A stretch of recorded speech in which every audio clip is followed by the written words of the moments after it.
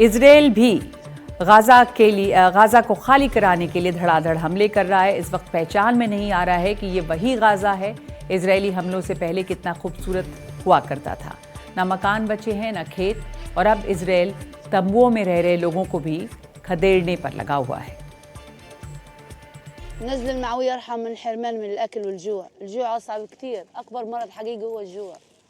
أكبر حرب نفسية للإنسان هو الجوع. जिंदा रहने के लिए इमारतों के मलबे में कुछ तलाशती एक महिला और उसकी बेटी, शायद कुछ खाने के लिए मिल जाए। 5 बच्चों की मां साइमा के सामने पेट भरने के लिए और कोई रास्ता नहीं बचा है। 20 लाख फिलिस्तीनियों में से ज्यादातर के सामने पेट भरने का इसी तरह का संकट है, जो बढ़ता ही जा रहा है। इजराइल की सेना का दावा है कि सोमवार को 170 ट्रक गाजा पहुंचे, जिनमें खाने पीने का सामान, दवाएं और इलाज में काम आने वाले उपकरण हैं। ये ट्रक संयुक्त राष्ट्र और दूसरे सहायता संगठनों के हैं।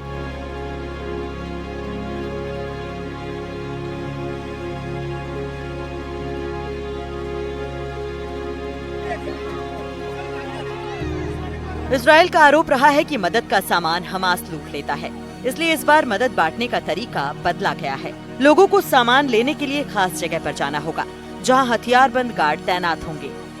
फिलहाल ऐसे 4 ठिकाने बनाए गए हैं जो इजराइल के फौजी ठिकानों के करीब हैं। गाजा में चल रही जंग ने आने वाले दिनों के लिए भी खाने पीने के रास्ते बंद कर दिए हैं। संयुक्त राष्ट्र की एक रिपोर्ट के मुताबिक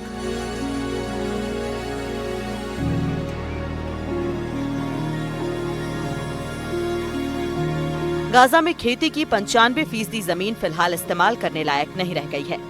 खेती की 12,537 हेक्टेयर जमीन को नुकसान पहुंचा है। सिर्फ 688 हेक्टेयर जमीन ऐसी बची है जहां खेती हो सकती है।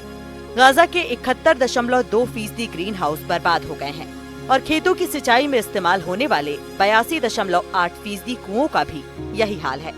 अक्टूबर 2023 से पहले खेती का गाजा की अर्थव्यवस्था में 10% का योगदान था और 5.5 लाख से ज्यादा लोगों के रोजगार खेती, पशुपालन या मछली पालन से जुड़े थे।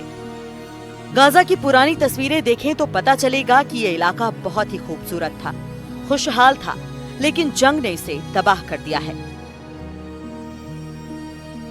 ट्रंप और नेतन्याहू इसे दोबारा बसाना चाहते हैं, लेकिन लोगों को खदेड़कर।